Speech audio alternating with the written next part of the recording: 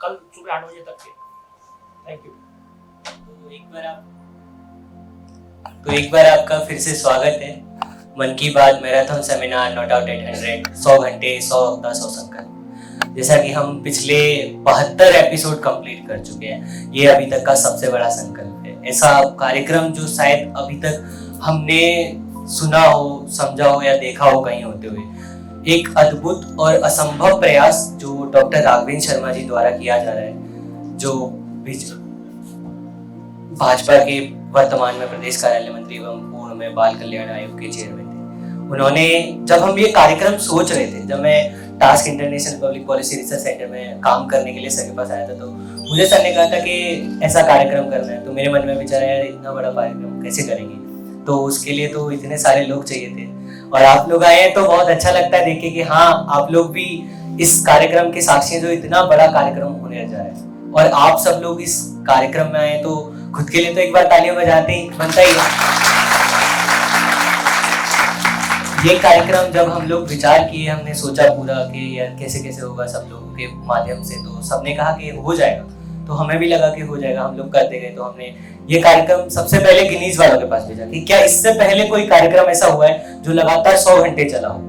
तो उन्होंने कहा कि ऐसा अभी तक कोई प्रयास नहीं हुआ, या किसी के द्वारा ऐसा लगातार 100 घंटे निरंतर चलने वाला कार्यक्रम अभी तक पूरे भारत में या कहीं पर भी नहीं किया गया।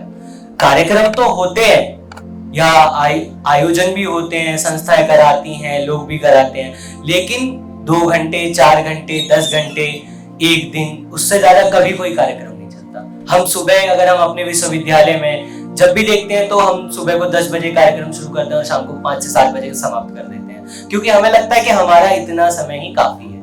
लेकिन जब इतना बड़ा कार्यक्रम और इतने बड़े कार्यक्रम को 100 घंटे के लिए सोचा जाए, तो बहुत बड़ी चीज थी। इसी को लेकर के मैं मंच पर आमंत्रित करूंगा श्री अशोक व्यास जी को, जो सेवानिवृत्त इंजीनियर हैं, वो बेल भोपाल से, व्यंग्यकार हैं, कई पुस्तकें उनकी प्रकाशित हैं, देश भर में सामाजिक सांस्कृतिक संस्थाओं के द्वारा सम्मानित हैं, पत्र पत्रिकाओं में लगातार उनकी रचनाएं प्रकाशित होती हैं, आकाशवाणी दूरदर्शन पर समाचार और व्यंग्य कविताओं का प्रसारण भी हो जाता है। कहें तो एक रूप में जो श्री अशोक व्यास जी हैं, ये साथ में, अगर मैं अपने आई कांटेक्ट से देखूं या आई साइट कहते हैं, अपनी आंखों का जहां तक मैं अपने विचार प्रकट कर पा रहा हूं, तो ये कवि के साथ में एक प्रवक्ता एवं समाचार के संपादक भी हो सकते हैं। तो सर, आपका स्वागत है, आप आए।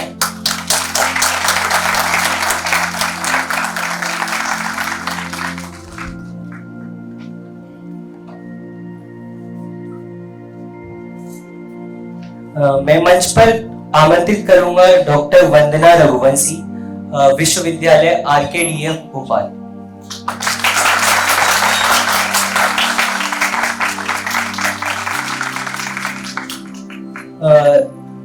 हमारे गेस्ट के रूप में मैं इनवाइट करूंगा कुमारी नम्रता ठाकुर, सह प्राध्यापक RKDF यूनिवर्सिटी भोपाल। मैम, आपका हृदय की भावनाओं से स्वागत है आप सभी का। और हम मन की बात मैराथन के 73वें एपिसोड में आ चुके हैं। मतलब हम 72 घंटे के संपूर्ण प्रयास के बाद आज 3 दिन के बाद हम 73वें एपिसोड करने जा रहे हैं, जिसके लिए आप सब लोग आमंत्रित हैं और आप एक अपना अपना वक्तव्य देंगे। पहले हम जो हमारे कार्यक्रम की प्रक्रिया है, हम उस हिसाब से चलेंगे, फिर आप सभी को जो होगा वो करना है। तो मैं सबसे पहले आमंत्रित करूंगा संजय जी को, अगर सचिन जी को अगर यहाँ पर हैं तो मौजूद।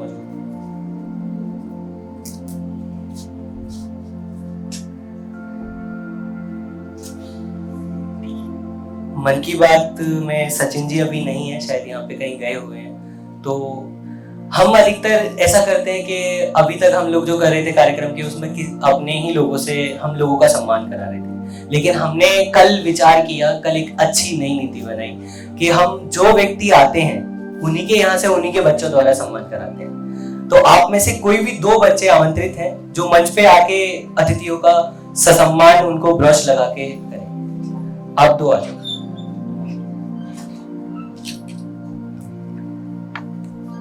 मैं डॉक्टर श्री अशोक व्यास जी को ब्रॉच लगाकर साक्षी सिंह को ससम्मान से लास्ट पॉइंट। आमंत्रित करता हूँ।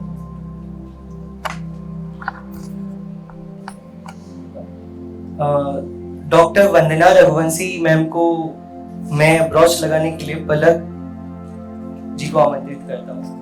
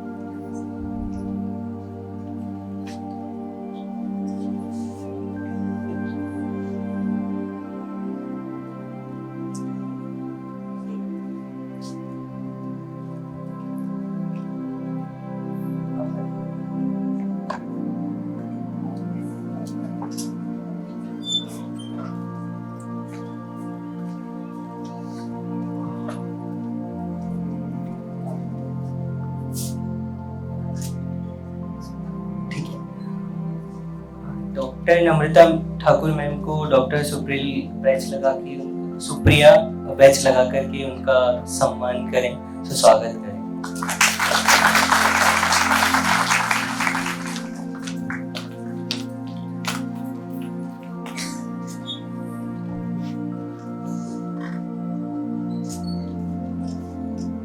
हम 73वें एपिसोड में आ चुके हैं। 72 एपिसोड जैसा कि मन की बात में हम सुनते आए हैं, अभी तक सुने हैं। प्रधानमंत्री मोदी जी बहुत सारी चीजें कहते हैं।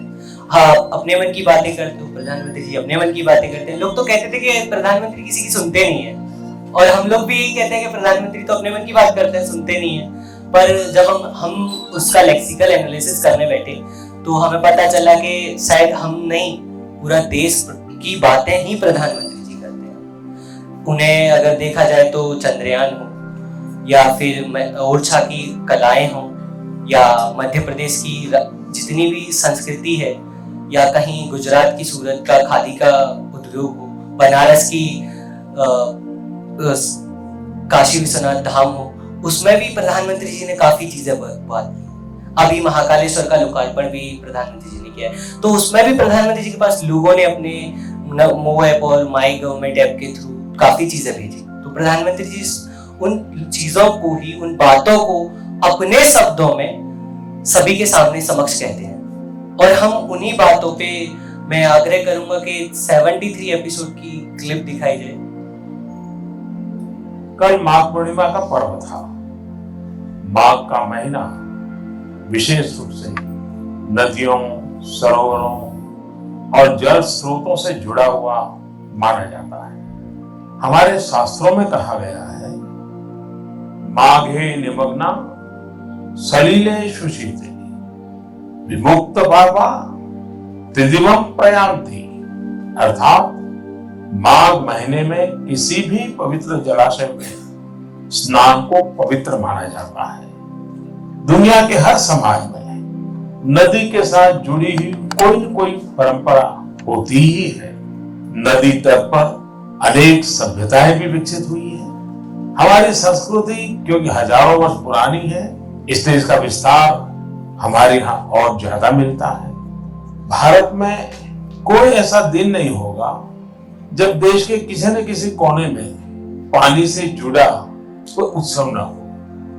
माघ के दिनों में तो लोग अपना घर, परिवार, सुख सुविधा छोड़कर पूरे महीने नदियों के किनारे कल्पवास करने जाते हैं। इस बार हरिद्वार में कुंभ भी हो रहा है। जल हमारे लिए जीवन भी है, आस्था भी है और विकास की धारा भी है। पानी एक तरह से पारस से भी ज्यादा महत्वपूर्ण है। कहा जाता है, पारस के स्पर्श से लोहा सोने में परिवर्तित हो जाता है। वैसे ही पानी का स्पर्श जीवन के लिए जरूरी है, विकास के लिए जरूरी है। साथियों, माघ महीने को जल से जोड़ने का संभवतः एक और भी कारण है। इसके बाद से ही सर्दियां खत्म हो जाती हैं, और गर्मियों की दस्तक होने लगती है। इसलिए पानी के संरक्षण के लिए हमें अभी से ही प्रयास शुरू कर देने चाहिए। कुछ दिनों बाद मार्च महीने में ही 22 तारीख को वर्ल्ड वाटर डे भी है। मुझे यूपी की आराध्या जी ने लिखा है कि दुनिया में करोड़ों लोग अपने जीवन का बहुत बड़ा हिस्सा पानी की कमी को पूरा करने में ही लगा देते हैं। बिन पानी सब सून, ऐसे ही नहीं कहा गया है। पानी के संकट को हल करने के लिए एक बहुत ही अच्छा मैसेज पश्चिम बंगाल के उत्तर दिनाजपुर से सुजीत जी ने मुझे भेजा है। सुजीत जी ने लिखा है कि प्रकृति ने जल के रूप में हमें एक सामूहिक उपहार दिया है, इसलिए इसे बचाने की जिम्मेदारी भी सामूहिक है। ये बात सही है। जैसे सामूहिक उपहार है, वैसे ही सामूहिक उत्तरदायित्व भी है। सुजीत जी की बात बिल्कुल सही है। नदी, तालाब, झील, वर्षा या जमीन का पानी, ये सब हर किसी के लिए है। साथियों, एक समय था जब गांव में कुएं, पोखर, इनकी देखभाल सब मिलकर करते थे। अब ऐसा ही एक प्रयास तमिलनाडु के तिरुवन्नामलाई में हो रहा है। यहाँ स्थानीय लोगों ने अपने कुओं को संरक्षित करने के लिए अभियान चलाया हुआ है। ये लोग अपने इलाके में वर्षों से बंद पड़े सार्वजनिक कुओं को फिर से जीवित कर रहे हैं। मध्य प्रदेश के अगरोदा गांव की बबीता राजपूत जी भी जो कर रही है, उससे आप सभी को प्रेरणा मिलेगी। बबीता जी का गांव बुंदेलखंड में है। उनके गांव के पास कभी एक बहुत बड़ी झील थी जो सूख गई थी। उन्होंने गांव की ही दूसरी महिलाओं को साथ लिया और झील तक पानी ले जाने के लिए एक नहर बना दी। इस नहर से बारिश का पानी सीधे झील में जाने लगा। अब ये झील पानी से भरी रहती है। साथियों, उत्तराखंड के बागेश्वर में रहने वाले जगदीश कुनियाल जी का काम भी बहुत कुछ सिखाता है। जगदीश जी का गांव और आसपास का क्षेत्र पानी की जरूरतों के लिए एक प्राकृतिक स्रोत पर निर्भर था, लेकिन कई साल पहले ये स्रोत सूख गया। इससे पूरे इलाके में पानी का संकट गहराता चला गया। जगदीश जी ने इस संकट का हल वृक्षारोपण से करने की ठानी। उन्हें पूरे इलाके में गांव के लोगों के साथ मिलकर हजारों पेड़ लगाए और आज उनके इलाके का सूख चुका वो जल स्रोत फिर से भर गया है।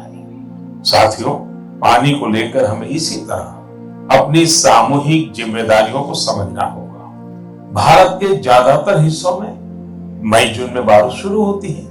क्या हम अभी से अपने आसपास के जल स्रोतों की सफाई के लिए, वर्षा जल के संचयन के लिए 100 दिन का कोई अभियान शुरू कर सकते हैं? इसी सोच के साथ अब से कुछ दिन बाद जल शक्ति मंत्रालय द्वारा भी जल शक्ति अभियान कैच द रेन भी शुरू किया जा रहा है। इस अभियान का मूल मंत्र है catch the rain where it falls when it falls. हम अभी से जुटेंगे। हम पहले से जो रेन वाटर हार्वेस्टिंग सिस्टम है उन्हें दुरुस्त करवा लेंगे।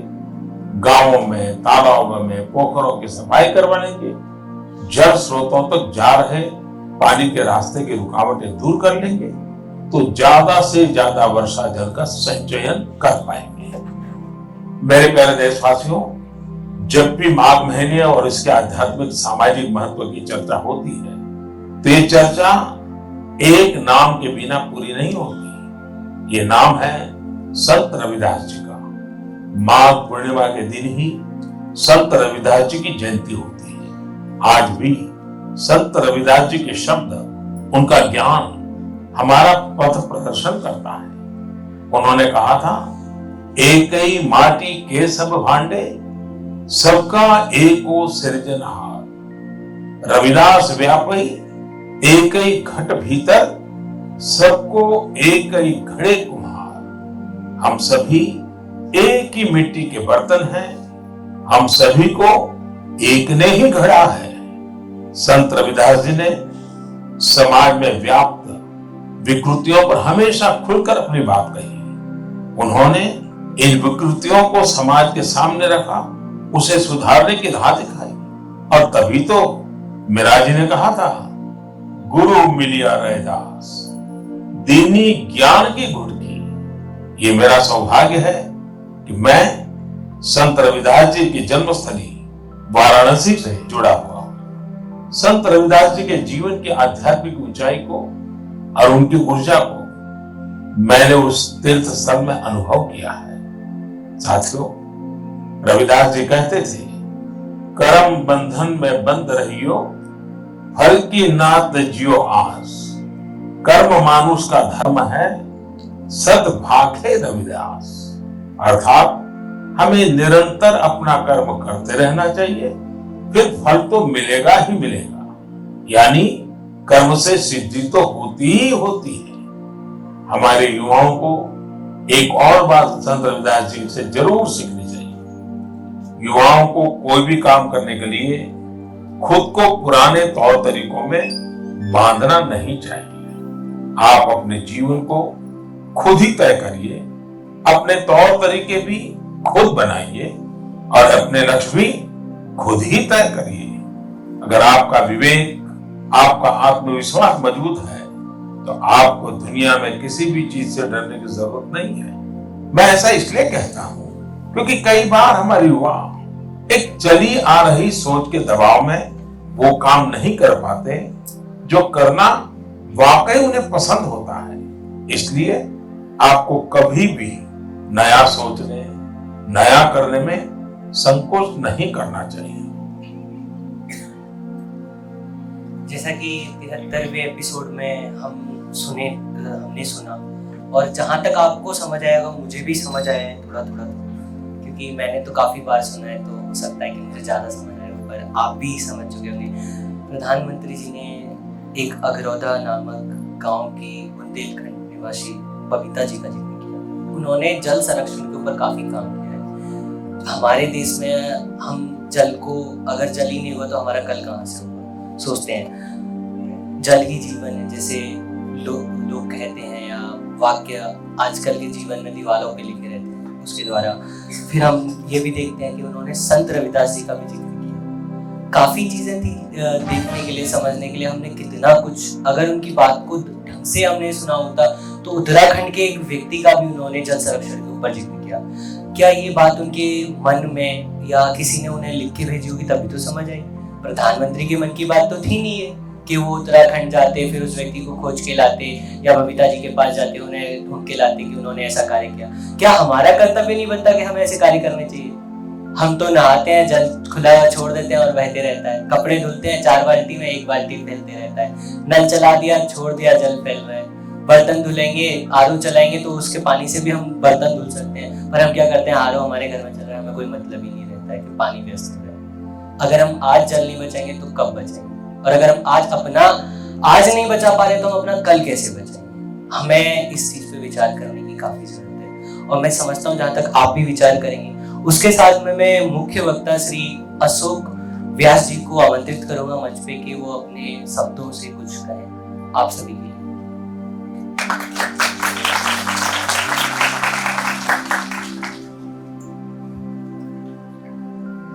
पहले तो सबको नमस्कार।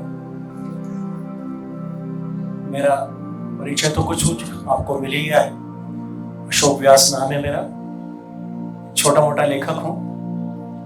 PHL से सेवानिवृत्त हो चुका हूँ, और सबसे खास बात है कि मेरे सामने जो बैठे हुए हैं वो इतनी ऊर्जा से भरपूर है कि उनकी ऊर्जा का मुझे भी अनुभव हो रहा है, और इसलिए हो रहा है कि मैं भी आपकी यूनिवर्सिटी का पढ़ा हुआ हूँ। कोरोना काल में मैंने भी PG किया था साहित्य से, इसलिए मैं आपके साथ का स्टूडेंट कह सकते हैं मुझे, इसलिए मैं आपको धन्यवाद देता हूँ।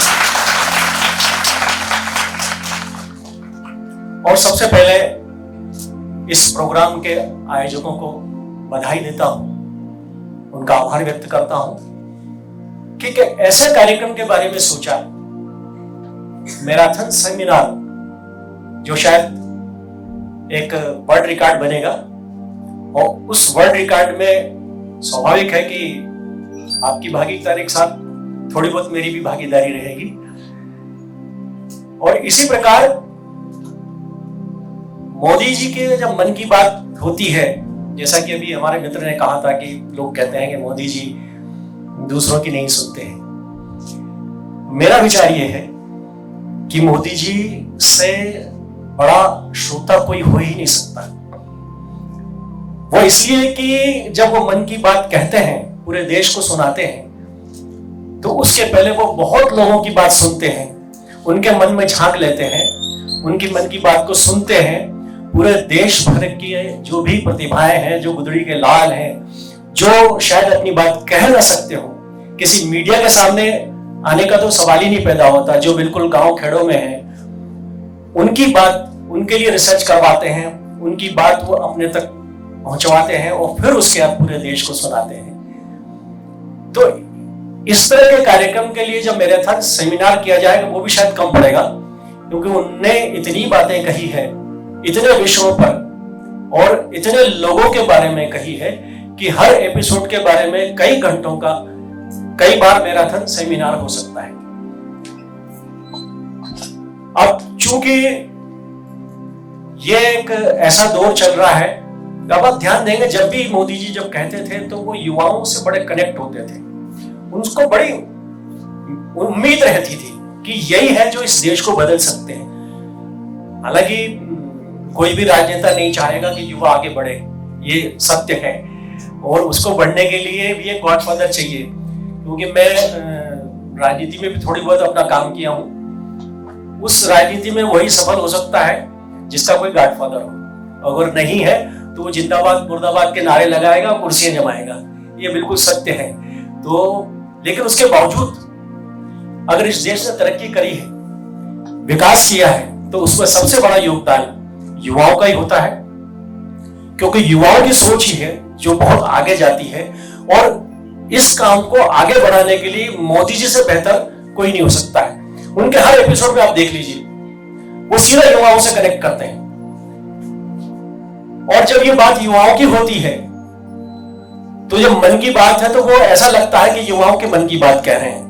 और दूसरा जो बिंदु उनका आता है, वो अपने सैनिकों के बारे में बहुत ध्यान देते हैं।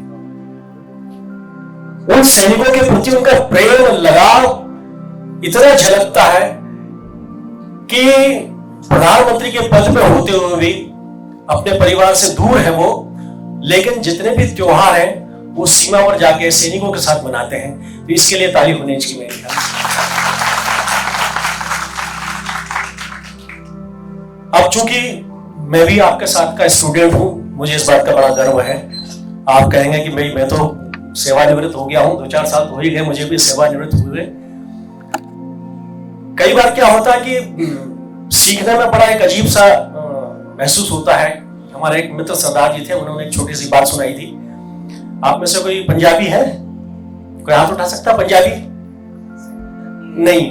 पंजाबियों की जो भाषा है उसको गुरमुखी बोलते हैं, लिखते हैं, और जो बोलते हैं पंजाबी भाषा लेकिन लिखते हैं गुरमुखी में। तो एक सरदार जी बहुत बड़ी पगड़ी बड़ी बढ़िया बांध के और जा रहे थे, तो एक सज्जन मेरे जैसा गया उनके पास, सरदार जी आपको गुरमुखी आती है? तो बोले क्यों? नहीं वैसे ही पूछ रहा हूं। बोले गुरमुखी आती है? बोले यार उसमें गुरमुखी आने नहीं आने की क्या बात है? नहीं आप बताइए गुरमुखी आती है। तो बड़े संकोच से बोला कि नहीं यार मुझे गुरमुखी नहीं आती। तो बोला यार ताज्जुब है, इतनी बड़ी पगड़ी वगड़ी बांध के बैठे हो आप और आपको गुरमुखी नहीं आती? तो सरदार जी ने अपनी पगड़ी निकाली, उसके सर पे रख दी, बोली अब तुझे आती है गुरमुखी?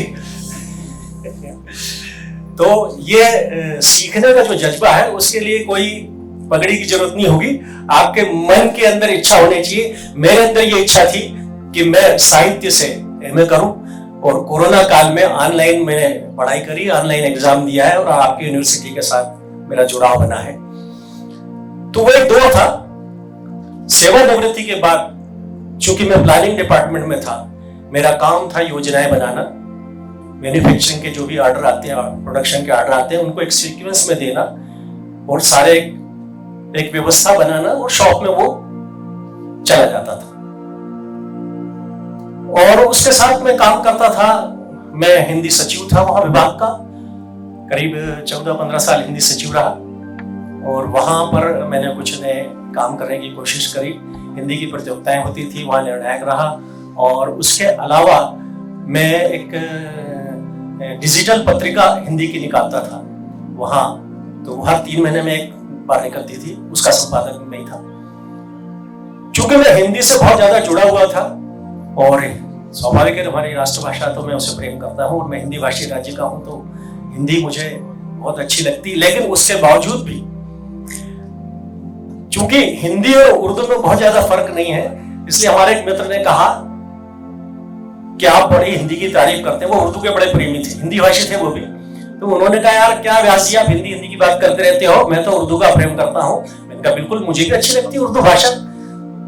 तो बोले हिंदी के पास अपनी गालियां तक नहीं है, आप ताज्जुब करोगे। बोले गालियां भी उसने उर्दू भाषा से ली है। तो मुझे बड़ा ताज्जुब हुआ। फिर मैंने एक संस्कृत के विद्वान से बात करी।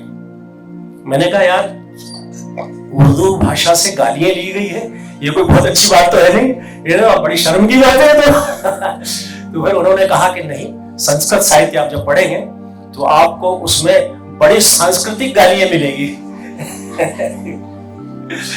तो ये एक छोटी सी बात थी कि भाषा के ऊपर जो कि मैंने काम किया है, इसलिए मैं भाषा की बात पे आया।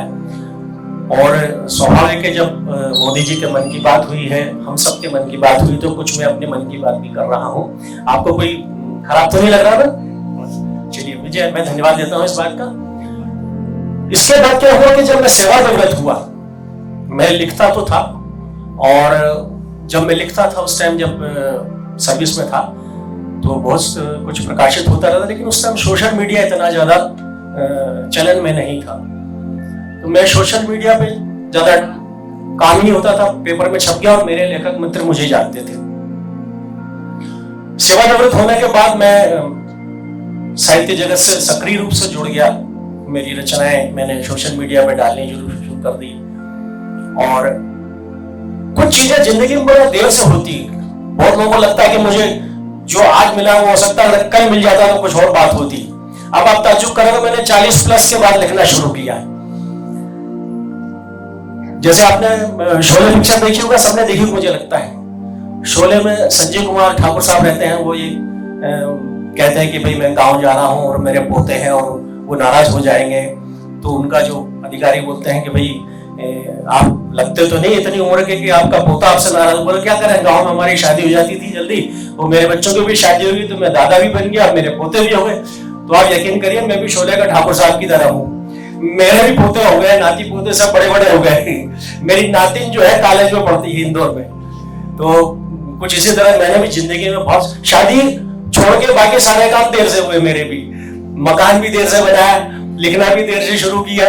तो ये बहुत सारी चीजें, मुझे भी लगता था कि मुझे अपनी पढ़ाई, एकेडमिक एजुकेशन जो सबको इच्छा होती, वो मैं चाहता था कि मेरा हो जाए। लेकिन कुछ ऐसी परिस्थितियां रही कि ग्रेजुएशन के बाद में आगे नहीं पढ़ पाया। मैं पीएचडी करना चाहता था लेकिन नहीं कर पाया। फिर भी मैंने बाद में सेवानिवृत्ति के बाद एमए किया और उसके बाद फिर अब लिख रहा हूँ। पीएचडी नहीं हो पाई अभी भी, पर मन में है अभी भी कि मैं पीएचडी करना चाहता हूँ। मतलब आज भी मैं आपके साथ ही बैठा हुआ महसूस कर रहा हूँ कि मैं भी एक स्टूडेंट हूँ, एक विद्यार्थी हूँ। आज भी सीखने की मेरी आज भी इच्छा रहती है कि हर बार नया सीखूं। और इस सीखने के लिए मैंने सेवानिवृत्ति के बाद पूरे देश का भ्रमण किया है, हिंदुस्तान पूरा घूम लिया है मैंने लगभग। सबसे पहले मैं महाराष्ट्र गया और वहां अष्टविनायक यात्रा होती है। गणेश जी हैं वहां पे, जगह जगह गणेश जी के स्थान है, अष्टविनायक है। उसमें कम से कम 6-7 तो मैंने घूम लिए हैं। और उसके बाद 12 ज्योतिर्लिंग है पूरे हिंदुस्तान में। मैंने पूरे 12 ज्योतिर्लिंग के दर्शन कर लिए हैं। और नेपाल के जो पशुपतिनाथ है वो 13वां कह सकते हैं, उनके भी दर्शन कर लिए। उसके अलावा मैं नेपाल, दार्जिलिंग, पूरा ईस्ट नॉर्थ ईस्ट घूम आया हूँ, दक्षिण भारत घूम आया हूँ, उत्तर भारत लगभग पूरा घूमा हुआ है। यानी पूरा हिंदुस्तान मेरा घूम लिया। मैंने सेवानिवृत्ति के बाद एक ही काम किया है कि मुझे घूमने का बहुत शौक था। और उस घूमने की वजह का कारण यही है कि मुझे लिखने का शौक है। और मेरे जो नए नए अनुभव आते हैं, जो घूमने में लोगों से जब मिलते हैं, उनसे कनेक्ट होते हैं, तो जब वो कनेक्शन मेरा जब लेखन में आता है, तब मुझे कुछ नई चीजें मिलती है, कुछ नया लिखने का सूझता है। जिस तरह मैं आज आपसे रूबरू हूं, तो स्वाभाविक है किसी एक रचना की तैयारी हो रही है। तो इसके लिए मैं आपको धन्यवाद देता हूं। मित्रों, हमारे एक बहुत अच्छे साहित्यिक मित्र हैं आदरणीय धर्मेंद्र सिंह सोलंकी, उनके लिए भी एक ताली हो जाए। देश के माने हुए कवि, साहित्यकार और पूरे देश में इनके मधुर वाणी की गूंज गूंजती है। मेरे बहुत अच्छे मित्र हैं ये भी। तो एक बार क्या हुआ, मैं अपने ऑफिशियल टूर से पूना गया था। जब पूना से वापस आ रहा था, मेरा रिजर्वेशन कंफर्म नहीं था। तो जब कंफर्म नहीं था तो फिर भी आना तो था भोपाल। तो पूना में मैं बैठ गया, गाड़ी में बैठ गया और खड़ा हुआ और इंतजार कर रहा था कि किसी कोने पे कहीं थोड़ी सी जगह मिल जाए जहां मैं बैठ जाऊं। लेकिन वो नहीं मिली जगह, गाड़ी चल दी। और फिर उसके बाद थोड़ा बैठने का प्रयास किया, एक जगह बैठ गया। वहां एक फैमिली बैठी हुई थी, 2 बच्चे थे, एक बेटा और एक बेटी, एक माँ थी और एक लड़की और थी। मैं बैठा, फिर बातचीत होने लगी और फिर उसके बाद कोई कुछ ना कुछ खाना पीना वगैरह होने लगा। तो वो मुझे खाने के लिए भी देने लगे। मैंने कहा नहीं, मैं खाना खा के आया हूँ। रात हो गई, सोने का टाइम हो गया। मैंने कहा कि अब सोया कैसे जाए, क्योंकि गाड़ी में तो जगह ही नहीं है। तो वो जो उनकी जो बेटी थी, वो मुझसे कही, अंकल जी आप मेरी सीट ले लीजिए। सरदार फैमिली थी, आप ध्यान दीजिए कि आप मेरी सीट लीजिए। मैंने कहा मैं आपकी सीट ले लूंगा तो आप कहाँ सोएंगे। तो उसकी मम्मी बोली कि आप चिंता मत करिए, इसके पापा कैंसिल हो गया आना, आप उस सीट पे सो जाइए। फिर मालूम पड़ा जो लड़की साथ में थी उसको भी उन्होंने सीट दी। मैंने पूछा कि भाई ये कैसे सोएंगी। तो लड़की बोली कि ये मेरे साथ एडजस्ट हो जाएंगी और बेटा मेरे साथ सो जाएगा। और आप ताज्जुब करेंगे, पूरे रात भर मुझे उन्होंने पूरा ध्यान रखा। और जब मैं भोपाल उतरने लगा तो उस लड़की ने मुझसे कहा, अंकल जी आप मुझे अपना मोबाइल नंबर दे दीजिए। मैंने क्यों भाई। तो बोले कि, मैंने कहा हम तो यात्री हैं, सहयात्री हैं, आज मिले कल पता नहीं। बोला नहीं। फिर उसकी मम्मी बोली कि भाई साहब ये जो भी मिलता है उससे उनका मोबाइल नंबर लेती है और जन्म तारीख पूछती है, और उसके बाद जब उसका जन्मदिन आता है तब वो जन्मदिन की बधाई का फोन करती है। तो मुझे इतना आश्चर्य हुआ, मैं उसको बहुत अप्रिशिएट किया और मुझे लगता है कि ये इससे अच्छी आदत जुड़ने की कोई नहीं हो सकती। और आज भी मेरे पास उसके फोन आते हैं, उसके लिए एक बार ताली हो जाएगी। तो इस तरह के जीवन में जो घूमने के अनुभव होते हैं, तो मैं आप सबसे कहूंगा कि जब भी प्रयास करें घूमने जाने का, जरूर जाएं, अपनी मन की बात उनसे कहें, उनके मन की बात मिलने वालों से जरूर सुनें। क्योंकि जब मन की बात होती है, अब आप ताज्जुब करेंगे कि हम ज्यादातर सुनाने की कोशिश करते हैं। कई बार आप मोबाइल में भी देखो तो वो जो सामने वाला कह रहा है उसके सुनने के बजाय हम काट के अपनी बात कहने लग जाते हैं। ज्यादातर यही होता है और ऐसा लगता है जैसे एक तरफा बात हो रही है। कई बार तो मुझे टोकना पड़ता है कि यार पहले मेरी बात पूरी हो जाए, फिर आपकी बात मैं सुन लूंगा। लेकिन इतना धैर्य हम लोगों में नहीं है।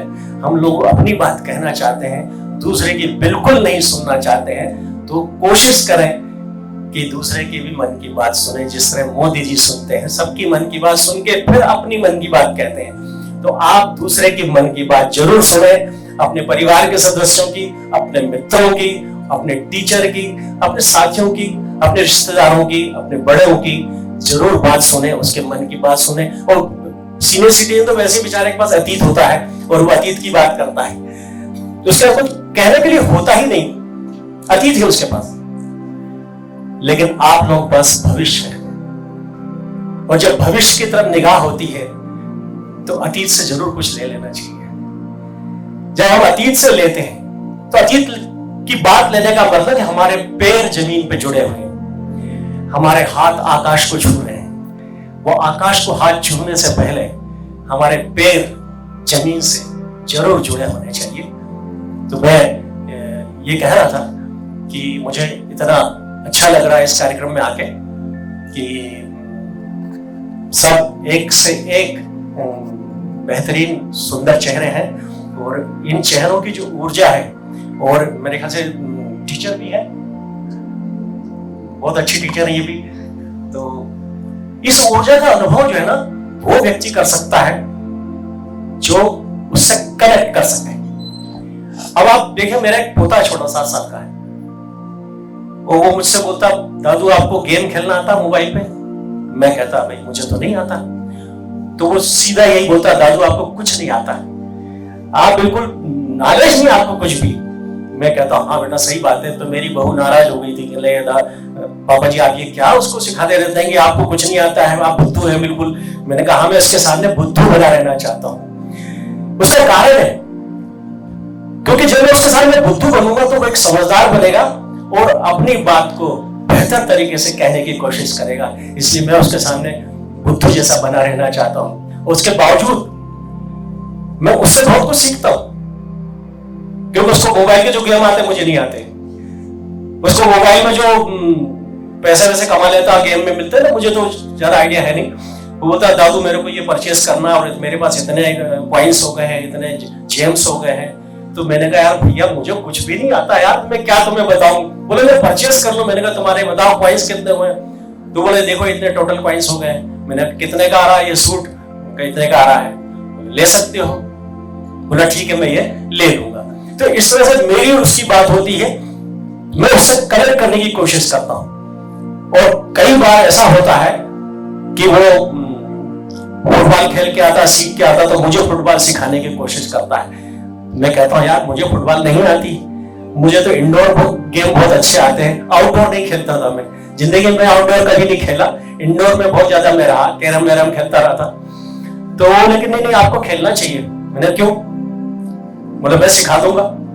क्या यार, सिखाने से पहले तुम पहले अच्छी तरह सीख लो और उसके बाद कोच बनना तुम।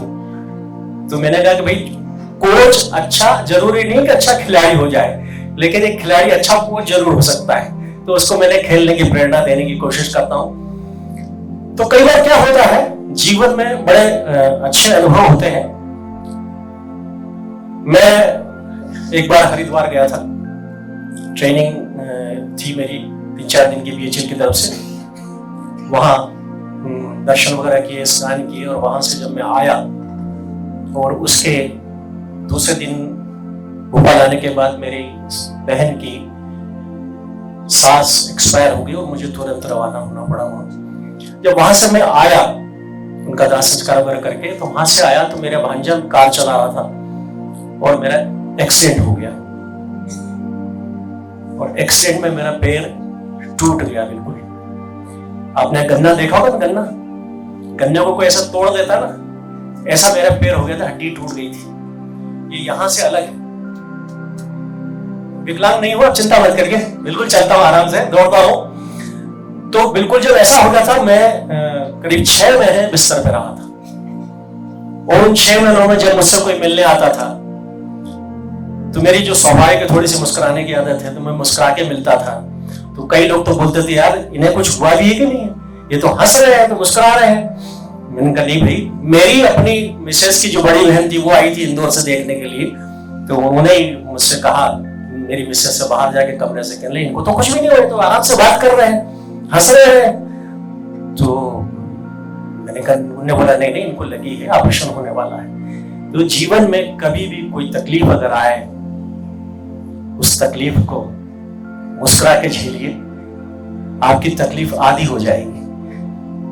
मैं इसका प्रत्यक्ष उदाहरण हूं। मैं अनुभव कर चुका हूं कि मैंने अपनी तकलीफों को अपने तक ही रखा है, किसी दूसरे को उसमें शेयर नहीं किया, क्योंकि मेरी तकलीफ मेरी है, कोई दूसरा नहीं ले सकता है। कुछ चीजें हैं जो मेरे अनुभव है जीवन के, जो मैं आपको देने की कोशिश कर रहा हूं। और टाइम बता देंगे सर, कितना है टाइम मेरे पास? हाँ अभी है, टाइम है? नहीं है? चलिए कोई बात नहीं, मैं आपसे 5 मिनट और चाहूंगा। मैं आपसे चाहूंगा कि 5 मिनट आप मुझसे अगर कुछ पूछना चाहें, कुछ कहना चाहें तो पूछ सकते हैं, कह सकते हैं। ये मेरा अपना सोच है। अगर आप में से कोई पूछना चाहे, कहना चाहे, अपनी बात कहना चाहे, कह सकता है। सबकी टोपियां दिख रही, हाथ किसी का नहीं दिख रहा है मेरे को। चलिए कोई बात नहीं। हाँ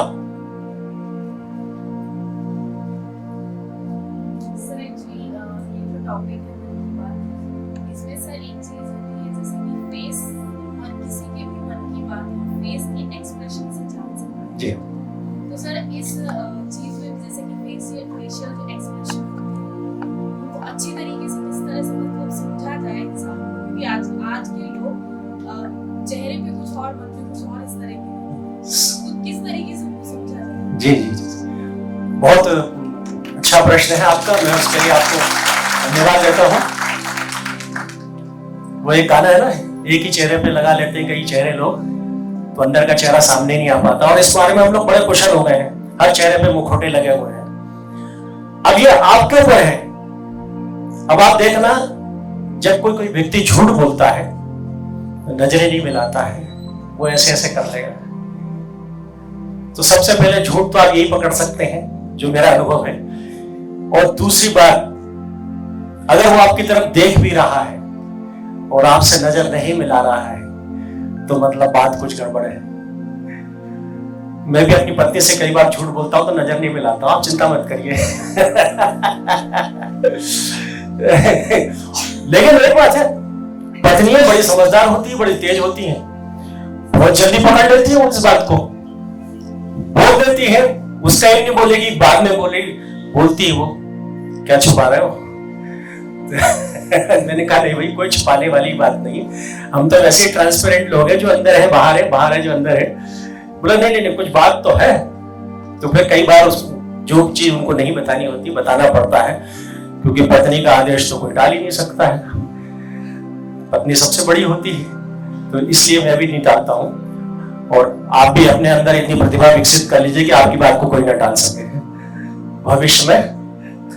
तो मैं सबसे पहले मेरे साथी वक्ता जो बैठे हुए हैं उनका धन्यवाद देता हूं, और आप सबका धन्यवाद देता हूं, आप सबका आभार व्यक्त करता हूं कि आपने इतने प्रेम और इतने धीरज से सुना, और आपके अंदर बैठी उस पवित्र आत्मा को प्रणाम करते हुए और सभी आयोजकों को धन्यवाद देते हुए मैं विदा लूंगा, इजाजत चाहूंगा।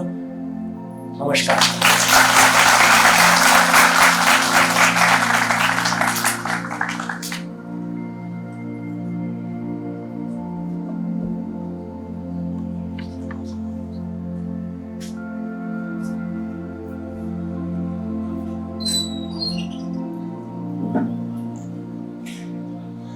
डॉक्टर वंदना अग्रवाल जी से हमारा जी सॉरी रात को क्या 3 और 4 बज जाते हैं ना इसलिए।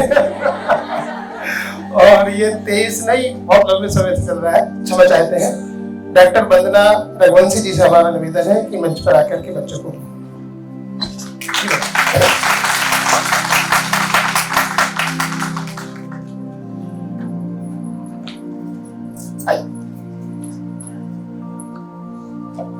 धन्यवाद सर। नमस्कार, गुड मॉर्निंग। सब में जोश है? तो आज हम इस सभा में मौजूद हैं मन की बात के लिए, जो कि माननीय प्रधानमंत्री जी ने शुरू की थी। मेरा सिर्फ ये बोलना है कि मन की बात का मतलब क्या है, मन क्या है। जो प्रधानमंत्री जी के बारे में बोला जाता है कि वो किसी के बारे में नहीं सुनते, मतलब वो किसी की बात नहीं मानते, तो उसके पीछे भी कोई वजह होगी कि वो किसी और की बात क्यों नहीं सुनते। क्योंकि उन्होंने अपने मन की बात, उनके पास मन मतलब भावनाएं, मन हमारा जो है हमारी भावनाओं से होता है। तो कोई ना कोई चीज जब उनके पास लिखित में, या जैसे अभी बताया गया आयोजकों द्वारा कि उनको किसी ने पत्र लिखा जो अपनी बात नहीं बोल सकता किसी को, उसमें उसने लिख करके मन की बात अपने मंत्री जी तक पहुंचाई, प्रधानमंत्री जी तक पहुंचाई, तो उनको कहीं ना कहीं व्यथित हुआ होगा, उनको लगा होगा कि नहीं, इस चीज के बारे में मुझे कुछ ना कुछ करना है। और जब उन्होंने ठान लिया तो वो किसी कोई की भी नहीं सुनते हैं, इसलिए उनके लिए कहा जाता है कि वो किसी और की बात नहीं मानते।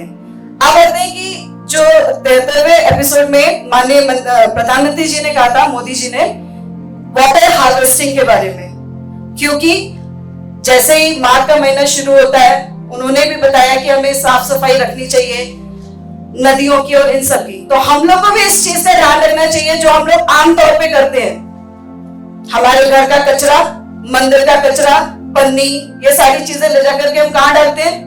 नदी में, तालाब में, और वो सब जाकर के एक जगह इकट्ठा होता है और फिर ओवरफ्लो होने लग जाता है, जिससे कारण ज्यादा बारिश होती है तो बाढ़ आने की स्थिति पैदा हो जाती है। दूसरी चीज उन्होंने कहा, जैसा अभी हम लोगों ने क्लिपिंग में देखा, हम लोगों को प्लांटेशन करना चाहिए। प्लांटेशन से क्या होगा, जैसे हमारे अभी एमपी भोपाल में तो कम बारिश हुई है, तो कहीं ना कहीं इकोसिस्टम प्रभावित हुआ है, जिसके कारण हमारे यहाँ बारिश नहीं हो पा रही है। तो इसी सीरीज को आगे लेते हुए हमारे ग्रुप ने, हमारे आरकेडीएफ ग्रुप ने प्लांटेशन की प्रथा को आगे बढ़ाया और हमारे यहाँ कम से कम 1 लाख पौधे रोपण कर चुके हैं हम लोग। इसमें हमारे agriculture department, RKDF group in सब में बहुत ज्यादा आगे है, हम लोग इस चीज पे ध्यान देते हैं।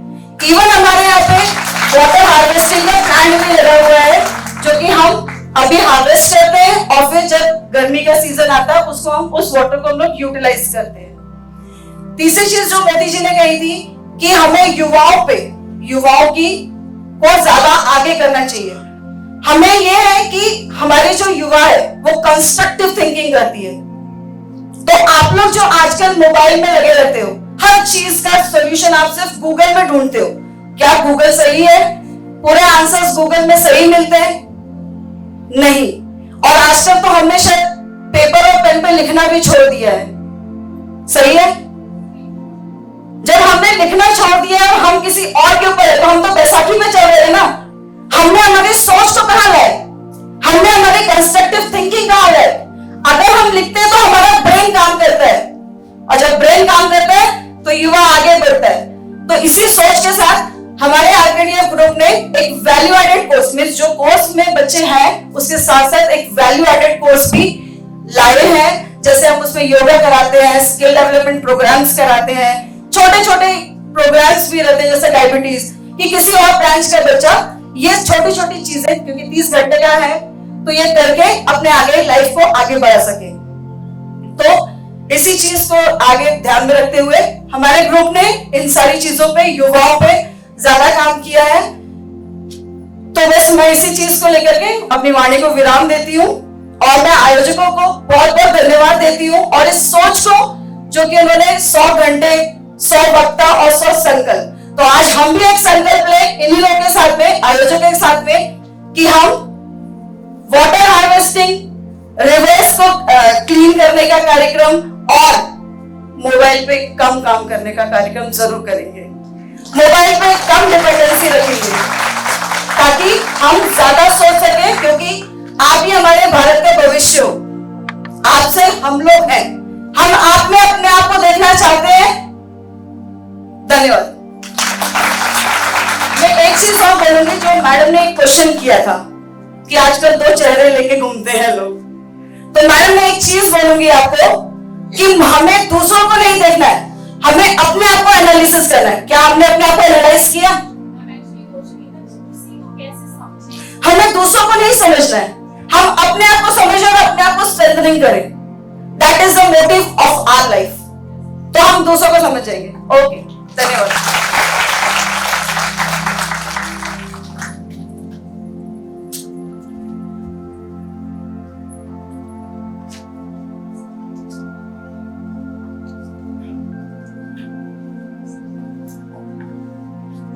बहुत बहुत धन्यवाद मैडम।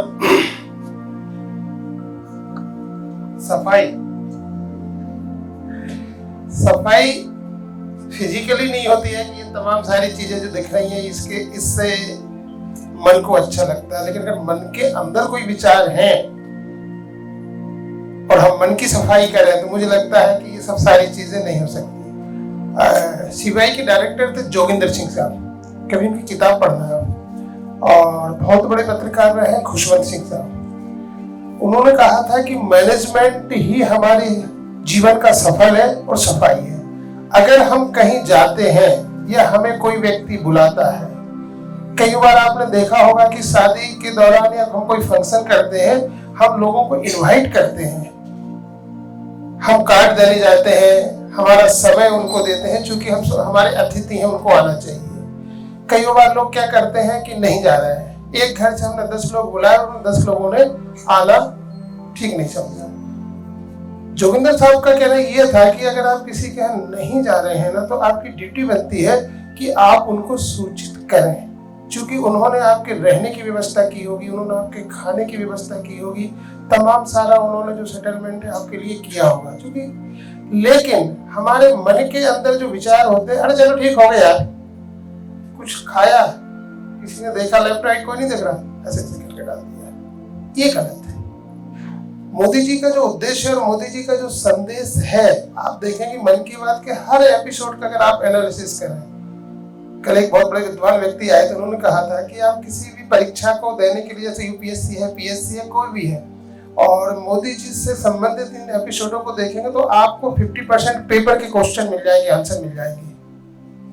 चूंकि हमने ध्यान से नहीं सुना, ध्यान से नहीं देखा, ऐसा कोई भी कार्य है जिसको हम ध्यान से नहीं कर पाते हैं और वो कहीं न कहीं जाके हमको अव्यवस्थाओं करता है और मन को खिन्न करता है। घर की व्यवस्थाएं हो, कहीं भी की हो, घर पर देखते हैं कि पता चला कि मम्मी पीछे लगी सब समेट रही और हम कुछ न कुछ करके चलते जा रहे हैं, ये भी हमारा योगदान है।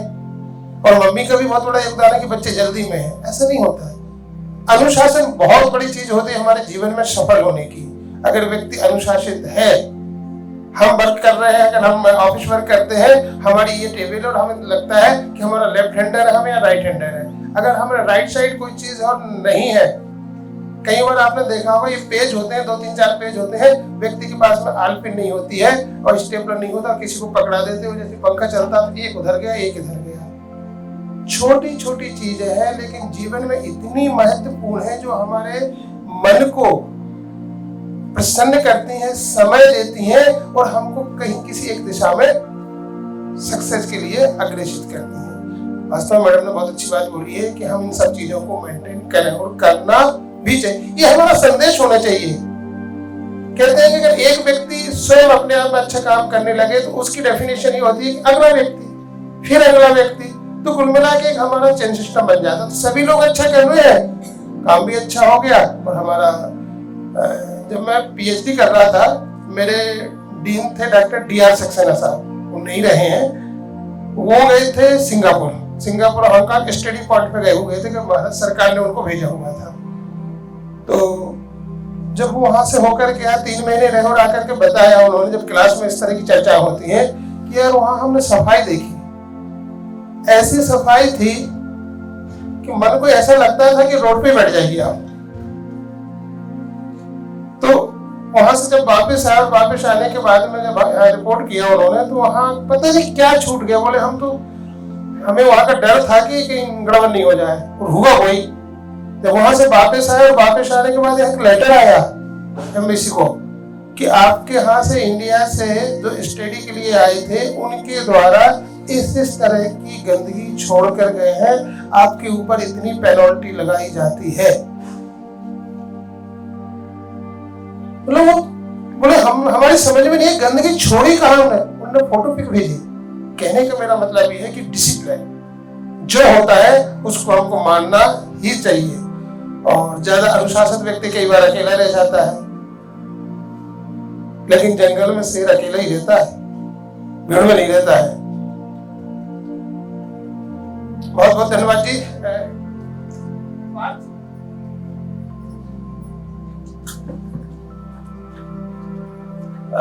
हमारे जो मुख्य वक्ता है उनके सम्मान के लिए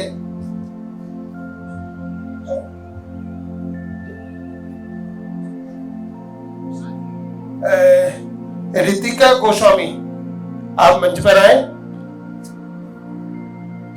दूसरा नाम क्या बताया? जागरूकता और शिफा खान जी, हम तीनों से निवेदन करते हैं कि आप मंच पे आए और हमारे जो सम्मानीय मंच है उनका स्वागत करना।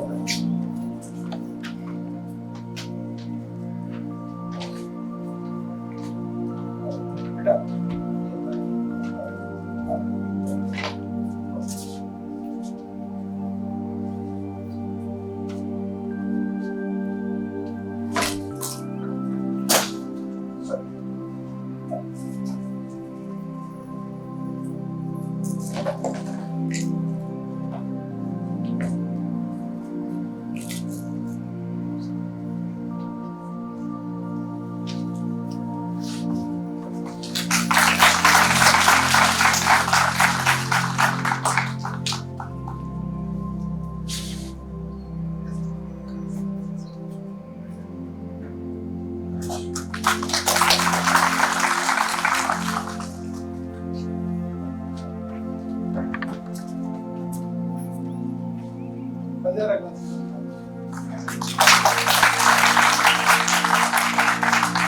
बहुत धन्यवाद मैडम।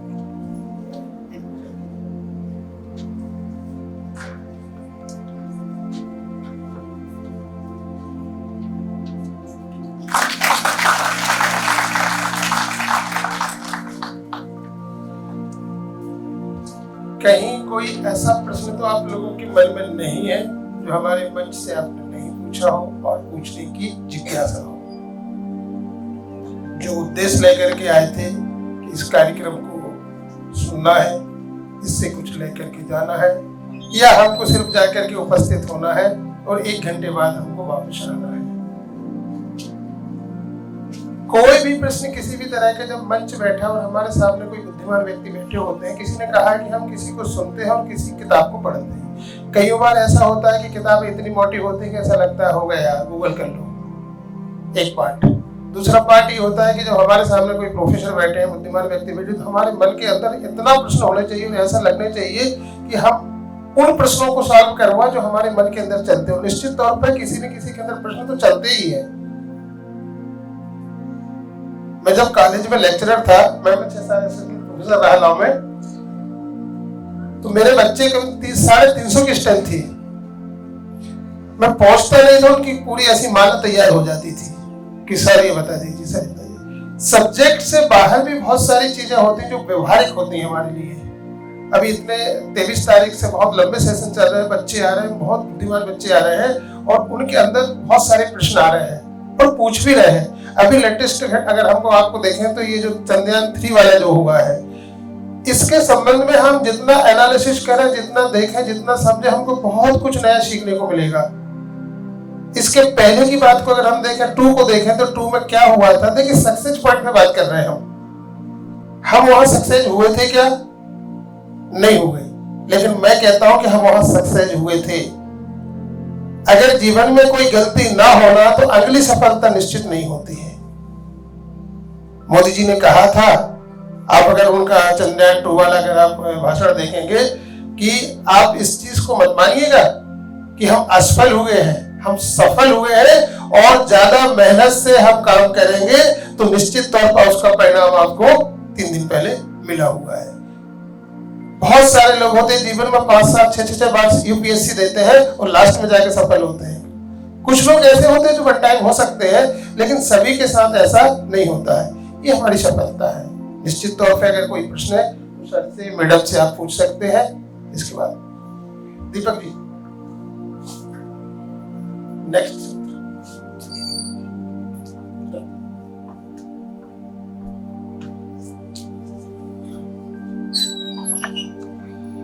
हमारे कार्यक्रम का एक खूबसूरत कार्यक्रम है। समापन पर एक संकल्प होता है और जब हम संकल्प लेते हैं तो कहते हैं कि जहां संकल्प है वहां विकल्प नहीं है। अगर संकल्प ले लिया तो चंद्रयान 3 जाएगा। अगर विकल्प है कि यार हो गई अब तो ठीक है, पिछली बार बहुत पैसे खर्च हुआ था, फिर वही बात, तो फिर ऐसा नहीं हो पाता।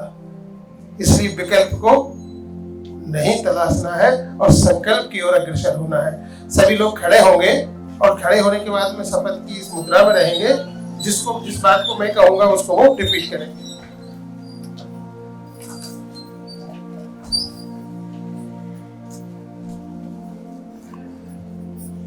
मैं संकल्प लेता हूं कि प्रदूषण कम करने के लिए तथा स्वस्थ जीवन जीने के लिए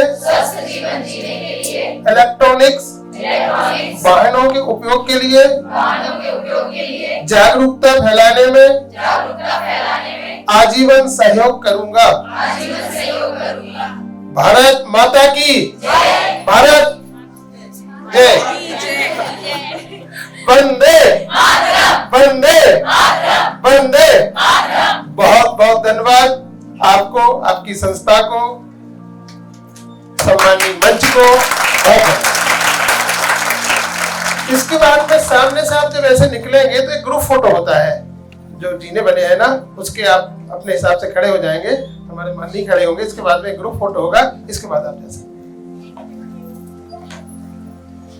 सर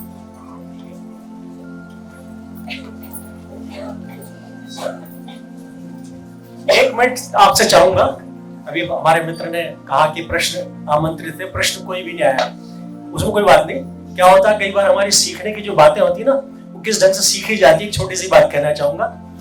एक बच्चा अपने पिता के पास गया, पूछा ताजमहल कहाँ है, तो बोला जाओ अपनी मम्मी से पूछ ले लो, वो कहीं भी कुछ भी चीज रख देती, पता नहीं लगता है। वो गुस्सा हो गया, फिर बोला मम्मी के पास गया, बोला ताजमहल कहाँ है, कह रहे कुछ ना कुछ उठा पटक तुम्हारे पापा ही करते रहते हैं, उन्हीं से पूछ लो, वही बताएंगे ताजमहल कहाँ है। फिर तीसरी बार फिर पापा के पास गया और जैसे बोला ताजमहल, तो वो रुक गया, तो नहीं पूछा उसने। तो पापा बोलते पूछो पूछो बेटा, पूछोगे नहीं तो सीखोगे कैसे। पूछा जरूर, पूछिए। सर का कहने का ये कि पूछते रहिएगा। एक वो परेश रावल की पिक्चर थी ना, जिसके ऐसा क्वेश्चन मार्क बना हुआ था।